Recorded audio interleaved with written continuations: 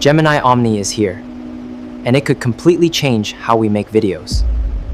We've seen wild AI video tools before, like Sora, but Omni is filling that void with something completely different. And cut. Honestly, it looks like a high-budget studio production, right? But the crazy part is that every single frame you just saw was actually built using a digital clone of my colleague. Gemini Omni is the powerful new AI engine generating these videos. But the absolute best place to use that engine isn't the basic Gemini chat app. It's inside a dedicated creator workspace called Google Flow. Think of Omni as the brain and Flow as the editing studio. The reason creators are leaning into Flow is simple: control.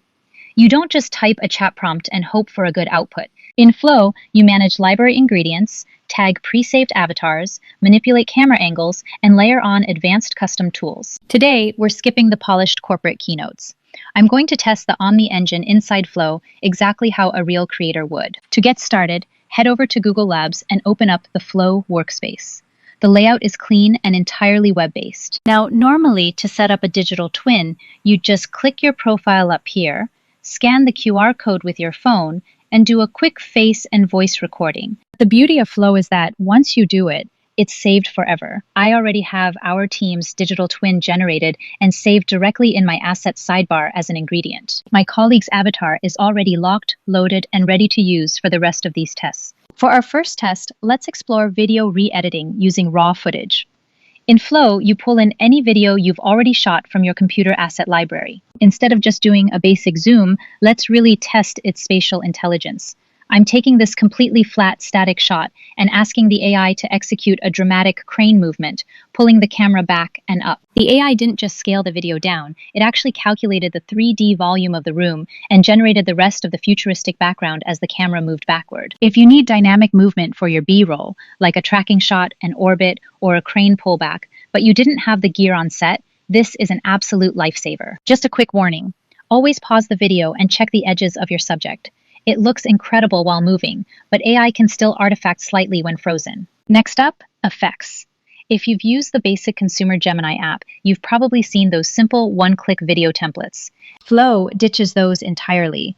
Instead, it features a dedicated Explore Tools tab. I opened the Weirdcore tool. And what is wild here is that you don't even need to type a text prompt to get crazy visuals.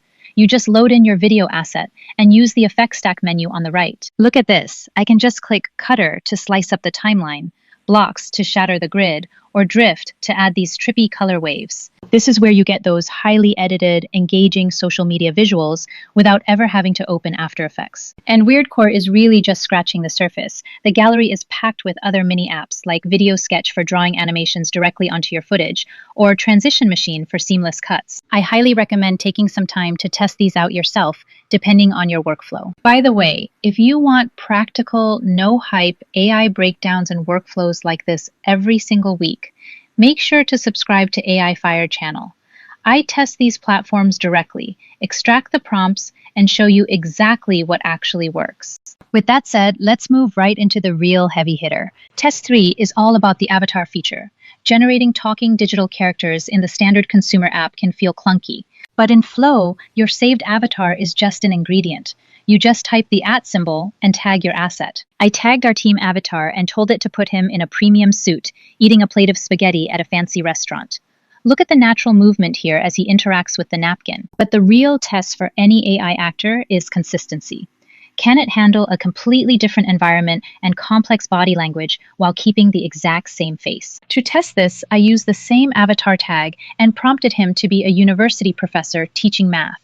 Look at the body language. The character consistency is highly impressive, and the model handles the hand gestures and head turns perfectly without warping the face. If you need to scale up video content or create consistent social clips and online course intros without having to set up a camera every day, this feature inside Flow is an absolute game changer. For our final test, let's look at contextual background replacement. Flow isn't just for putting digital avatars into empty rooms.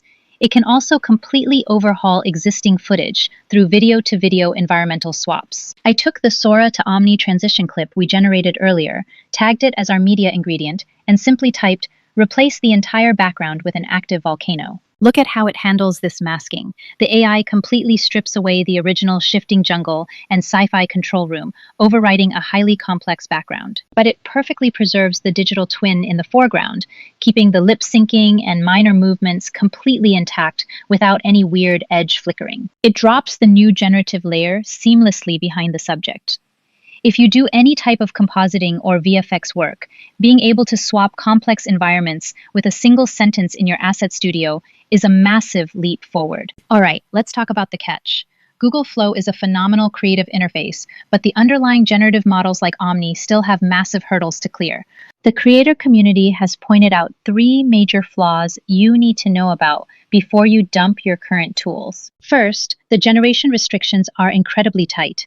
Users are pointing out that rendering just 4 high-quality video sequences can completely deplete your entire 5-hour processing window. Even worse, hitting this wall can throttle your access to basic Gemini text models, even if you are on a paid plan. Second, the generated characters lack organic personality.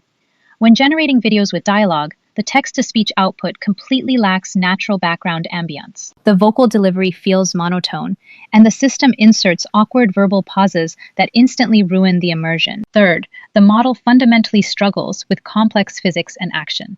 If you try to push Flow to create fast-moving cinematic cuts or high-impact action, it struggles. Side by side with platforms like Seedance 2.0, creators are highlighting floaty object physics, zero physical impact feedback, and rubbery skeletal movements. But despite these clear first-generation flaws, dismissing Google Flow would be a massive mistake. What we are witnessing here isn't just another video generator. It's a completely new way to edit.